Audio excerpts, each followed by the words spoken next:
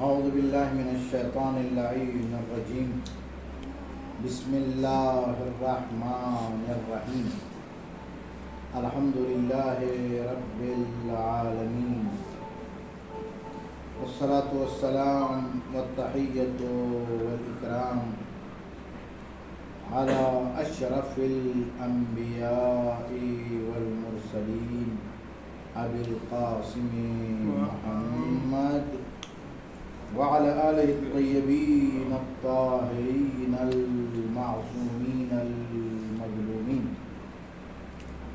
وعلى أصحابه المنتجبين الذين صاروا بهديه وكانوا له كذله. أما بعد فقد قال الله الحكيم في كتابه الكريم وقوله الحق وهو أصدق الصادقين. فاسألوا أهل الذكر إن كنتم لا تعلمون. صدق الله العلي العظيم وصدق رسوله النبي الكريم ونحن على ذلك من الشاهدين والشاكرين.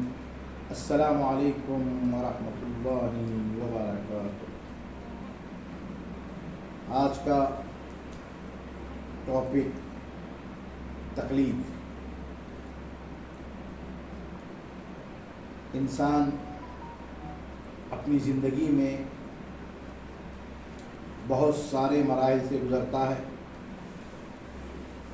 بہت ساری چیزیں اس پہ واجب ہوتی ہیں، بہت ساری چیزیں اس کے لیے حرام ہوتی ہیں، کچھ چیزیں اس کے لیے مستحب ہیں، کچھ چیزیں اس کے لیے مکروہ ہیں، کچھ چیزیں اس کے لیے مباح ہیں. کرنا نہ کرنا دونوں برابر ایکول.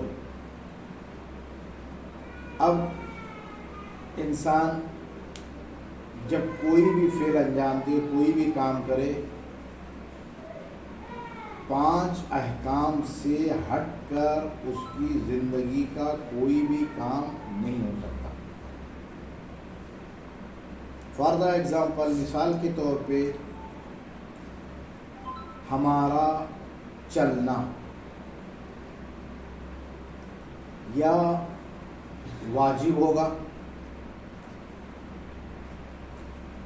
مثال کے طور پہ اگر والدین نے کہا کہ تم فلاں چیز لے کر آؤ، تو اب ہمارے اوپر واجب ہے چل کر جائیں اور اس کو لائیں. اور یہی چلنا کبھی مستحب ہوگا. اگر ہم کسی بیمار کی عیادت کے لیے گھر سے جا رہے ہیں تو ہمارا ایک ایک قدم پہ ہمیں ثواب ملتا رہے گا. اور یہی چلنا ہمارے لیے حرام ہو جائے گا. کب؟ جب ہم کسی بے گناہ پہ ظلم کرنے کے لیے نکلنا چاہیں تو نکلنا ہمارے لیے حرام ہے، چلنا ہمارے لیے حرام ہے. اور اگر ہم مکروہ عمل انجام دینے کے لیے جا رہے ہیں تو ہمارا چلنا مکروہ ہو جائے گا. اور ان 4 سے ہٹ کر نکل کر جانا آنا، گھر سے نکل کے چل رہے ہیں، جا رہے ہیں، کمانے کے لیے جا رہے ہیں، گھر سے نکل کے باہر اسکول جا رہے ہیں، فلاں جگہ جا رہے ہیں، یہ سب پورا ہمارا نارمل اور مباح ہے. یہ ایک مثال ہم نے پیش کی کہ انسان دائرے شریعت محمدی سے باہر نہیں ہے. جتنا اس کا دائرہ پوری زندگی پہ محیط ہے اس کا. یہ تو ہم نے چلنے کا بتایا، اسی طرح سے کھانے کا، پینے کا، دیکھنے کا، جو ہے سننے کا، سونگنے کا، ہر چیز. یہاں تک کہ جو ہے کیا ہے، میاں بیوی یعنی عورت اور مرد کے جو تعلقات ہیں وہ بھی 5 طرح کے ہیں. کبھی واجب اور کبھی کیا نام ہے حرام، اور کبھی مستحب، اور کبھی مکروہ، اور کبھی مباح. کوئی بھی انسان کا عمل ان 5 احکام سے ہٹ کر نہیں. یہ چیز ہمارے لیے واضح ہوئی ہے. ابھی جس آیت کو ہم نے پڑھا ہے اس پہ آتے ہیں. خداوند عالم ارشاد فرماتا ہے قرآن کریم میں کہ جب تم لوگ نہیں جانتے ہو تو جو جانتے ہیں ان سے سوال کرو، پوچھو، معلومات حاصل کرو. معلومات حاصل کرنا جو ہے نا شرم نہیں ہے، بلکہ بعض اوقات معلومات حاصل کرنا واجب ہو جاتا ہے. مثلا دین کے احکام کا پتہ نہیں ہے ہمیں تو ہمارے اوپر واجب ہے اس کا سیکھنا. تو سوال کرنا، فاسألوا اہل الذکر ان کنتم لا تعلمون، کہ اگر تم اہل ذکر سے سوال کرو تم نہیں جانتے ہو. اب اسی سے ہم آتے ہیں مسئلہ تقلید پہ. انسان کی 3 قسمیں ہیں، یا خود مجتہد ہو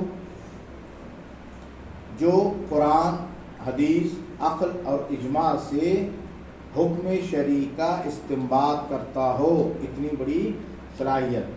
اور اس صلاحیت کے لیے کم از کم 12 علوم میں اسپیشلسٹ ہونا چاہیے. اسپیشلسٹ نہ کہ 12 علوم کو جاننا ہے، اسپیشلسٹ ہونا 12 علوم میں، تب جا کے وہ ایک حکم شرعی قرآن، حدیث اور عقل اور اجماع سے نکال سکتا ہے. اب ہم مجتہد نہیں ہیں. دوسرا مرحلہ ہے احتیاط پہ عمل کرنا. احتیاط پہ وہ عمل کر سکتا ہے کہ جس کے پاس تمام مجتہدین جتنے بھی ہیں آج، مثلا آج کی دنیا، آج اس وقت میں 8% تقریباً عراق، ایران، لبنان، سیریا، ان تمام جگہوں سے ملا کر 400-500 مجتہد بن جاتے ہیں، چھوٹے بڑے سب. ان تمام کی رائے کو ہمیں معلوم ہونا چاہیے، اور اتنا علم ہو تو تب ہم احتیاط پہ عمل کر سکتے ہیں. ہر آدمی احتیاط پہ عمل نہیں کر سکتا. اور احتیاط پہ عمل کرنے کا مطلب یہ ہوتا ہے کہ کبھی کبھار ایک ہی عمل کو 2 بار انجام دینا پڑتا ہے. مثلا کسی جگہ پہ پہنچے، نماز ظہر پوری بھی پڑھنا ہے اور اسی ٹائم پہ قصر بھی پڑھنا ہے. یہ کس کا کام ہے؟ محتاط کا. یہ بھی ہم نہیں کر سکتے، اتنا ہمارے پاس علم نہیں ہے، اور نہ ہی ہمارے پاس اتنی نالج ہے کہ ہم سمجھ سکیں ہر مجتہد کو. تو 2 طرح ہم ہٹ گئے. تیسرا کیا بچا؟ تقلید کرنا. ہم کسی مجتہد جامع الشرائط کے تقلید کریں تاکہ ہم اس کے بتائے ہوئے احکام پر، اس نے جو استنباط کر کے حکم شرعی بتایا ہے، اس کو پڑھ کر، اس کو جان کر، معلومات حاصل کر کے اس حکم کی اس پہ عمل کرنا ہے ہمارا. یہ کام ہم کر سکتے ہیں. دونوں کام، نہ ہم مجتہد ہیں نہ ہم احتیاط پہ عمل کر سکتے ہیں، تو صرف ہم کیا کر سکتے ہیں؟ صرف تقلید کر سکتے ہیں. تو تقلید میں بھی ہمارے لیے کیا ضروری ہے؟ جس مجتہد جامع الشرائط کی ہم تقلید کرنے جا رہے ہیں وہ مجتہد جامع الشرائط، و تمام شرطیں اس میں پائی جائیں اس مجتہد کی.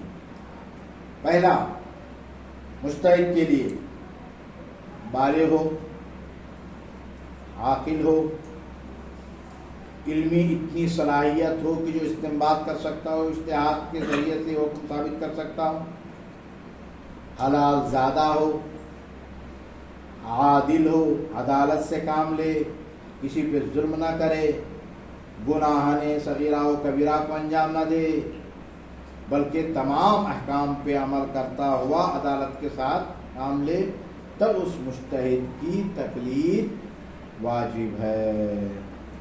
تو اب ہمارا مرحلہ کیا ہے؟ تقلید کا ہے. اب آج کل جو دنیا میں مشہور مجتہدین ہیں ان میں سے تقریباً 6-7 مجتہدین کے نام ہم گنا دیتے ہیں، اور ان میں سے جو مشہور ہیں مراجع کرام تقریباً 3-4، ان کا بھی ذکر ہم کر دیتے ہیں، جن کے اکثریت میں لوگ تقلید کرتے ہیں. ابھی جو آج پرزن جو زندہ ہیں ان میں سے آیت اللہ العظمیٰ سید علی الحسینی السیستانی جو نجف اشرف میں ہیں، مرجع تقلید. دوسرے آیت اللہ العظمیٰ سید علی الحسینی الخامنائی، رہبر معظم، سپریم لیڈر آف جمہوریہ اسلامی نہیں ہے بلکہ تمام دنیا کے لیے دنیا کے ولی فقیہ ہیں۔ اور تیسرے آیت اللہ العظمیٰ شیخ ناصر مکارم شیرازی، پھر اس کے بعد آیت اللہ العظمیٰ شیخ بشیر حسین نجفی۔ آغا ناصر مکارم شیرازی قم اور ایران میں ہوتے ہیں، شیخ بشیر نجفی نجف اشرف میں، پھر آیت اللہ العظمیٰ شیخ اسحاق فیاض، یہ بھی نجف اشرف میں ہے۔ اور ایران کا تو ہم نے خود میں جو رہ رہے ہیں ان مجتہدین کے بارے میں بھی جو مشہور ہیں، ورنہ اس کے علاوہ تقریباً سینکڑوں کی تعداد میں مجتہدین ہیں جو باقاعدہ وہاں پہ درس سے خارج دے رہے ہیں، جس میں ہر ایک مجتہد کے ممبر کے نیچے سینکڑوں کی تعداد میں طالب علم باقاعدہ بحث سے خارج یعنی پی ایچ ڈی کر رہے ہیں۔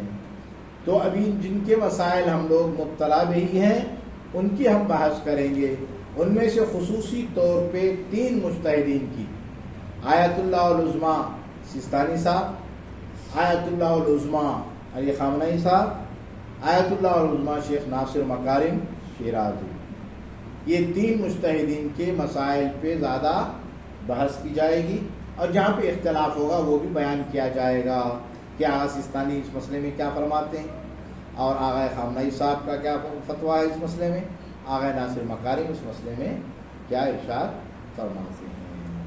تو یہ 3 کا ذہن میں رکھتے ہوئے انشاءاللہ تعالی ہم اس مسئلے کو آگے لے کے چلیں گے۔ شرائط تو ہم نے بتائے ان لوگوں کے، ان مجتہدین کے، کہ جو ہے کیا ہے بالغ ہو، عاقل ہو، مجتہد ہو، خود جامع شرائط ہو، حلال زادہ ہو، عدل یعنی عادل ہو، گناہ صغیرہ و کبیرہ نہ کرتا ہو، تمام واجبات اور مستحبات پہ عمل کرتا ہو، اس کے دل میں جو ہے کیا ہے دنیا کی خواہش نہ ہو، یعنی مخالفاً لہوا یعنی خواہشات نفس کی مخالفت کرتا ہو، اس کی تقلید فللعوام ان یقلدوا۔ معصوم فرماتے ہیں کہ من کان من الفقہاء صائنا لنفسہ، فقہاء اور مجتہدین میں سے جو اپنے نفس کی حفاظت کیے ہوئے ہے، مخالفاً لہوا اپنے خواہشات نفس کی مخالفت کرتا ہو، فللعوام ان یقلدوا، تو عوام کو چاہیے کہ اس کی تقلید کریں۔ تو یہ ٹاپک ہم نے بھی، ایک مسئلہ کون سا؟ مجتہد کے جب مجتہد جامع الشرائط کہ جس کی تقلید ہونی چاہیے اور کی جانی چاہیے، اس کی شرطیں بیان کی ہیں۔ اس میں انشاءاللہ تعالی کل سے اصل ٹاپک، یہ بھی اصل ٹاپک ہی ہے، اب اس میں جو ہے کیا ہے تقلید کیسے ہے، کب سے شروع کرنا ہے اور کس انداز میں تقلید کرنا ہے، تقلید کر لینے کے بعد پھر اس کے اوپر کیا واجب ہوتا ہے، آیا وہ مجتہد کی مخالفت کر سکتا ہے نہیں کر سکتا ہے، یہ مسائل پورے انشاءاللہ تعالی ہم پیش کرتے جائیں گے۔